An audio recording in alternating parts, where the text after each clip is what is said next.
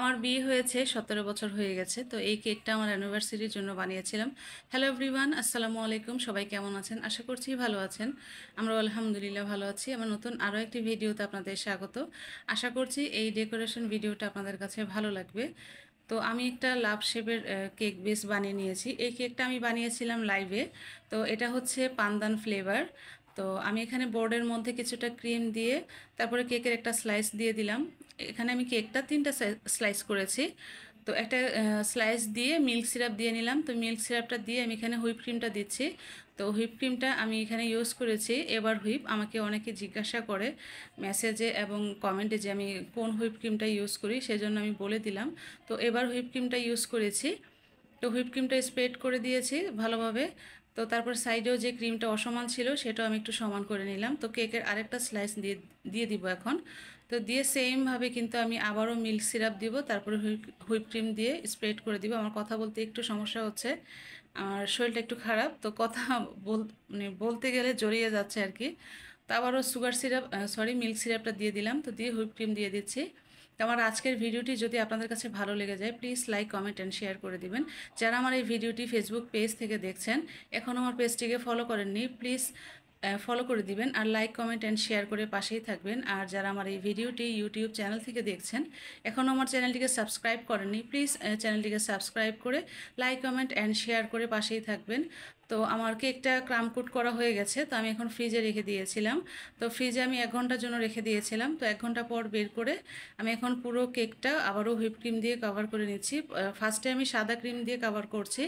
তো পরে কিন্তু আমি এখানে কালার করব। তো আমি রেড কালারটা চাচ্ছিলাম, একদম রেড কালার যেটা।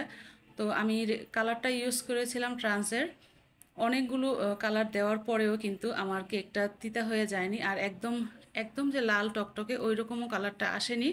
আর একটু দিলে হয়তো আসতো। তো আমি চাচ্ছিলাম যে অল্পই থাক, কারণ আরও বেশি যদি কালার দিই কেকটা খেতে হয়তো বা বেশি ভালো লাগবে না। যদিও কেকটা তিতা হয়নি, তারপরও আমি ফার্স্ট টাইম এত কালার দিয়ে আর কি ক্রিম তৈরি করেছি। তো একটু ভয়ে ভয়ে ছিলাম, সেজন্য আমি অল্প করে, অল্প না বেশ ভালো পরিমাণে দিয়েছিলাম।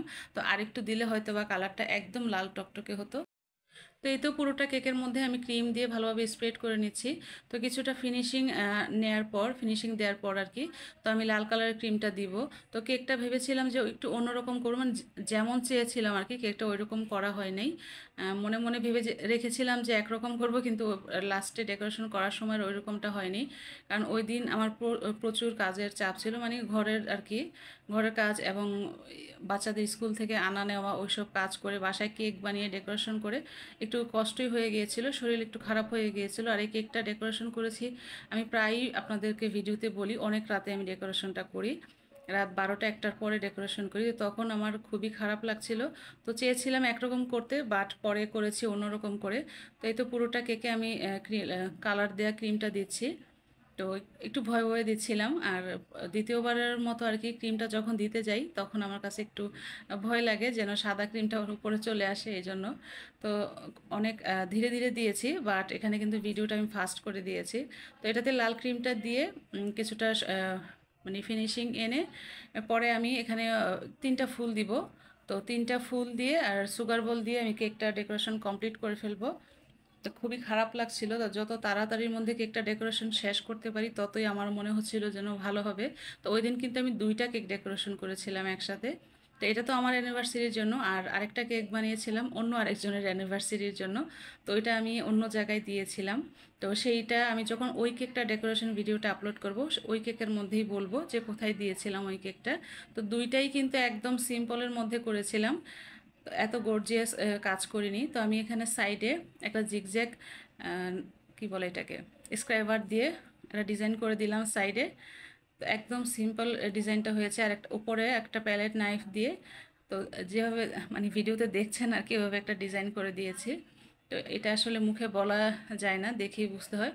তো এখানে 3টা হোয়াইট কালারের ফ্লাওয়ার দিয়ে দিলাম। তো লালের মধ্যে হোয়াইট কালারটা আমার কাছে ভালো লাগছিল, মানে কার কাছে কেমন লাগছে আমি বলতে পারছি না, বাট আমার কাছে ভালো লাগছিল। তো কিছু সুগার বল দিয়ে দিলাম। তো এতে সুগার বলটা দেওয়া হয়ে গেলেই কিন্তু আমার ডেকোরেশন একদম কমপ্লিট। তো কেমন হয়েছে অবশ্যই কমেন্ট করে জানাবেন। আজকের ভিডিওটি এই পর্যন্তই। সবাই ভালো থাকবেন, সুস্থ থাকবেন, আমাদের জন্য দোয়া করবেন।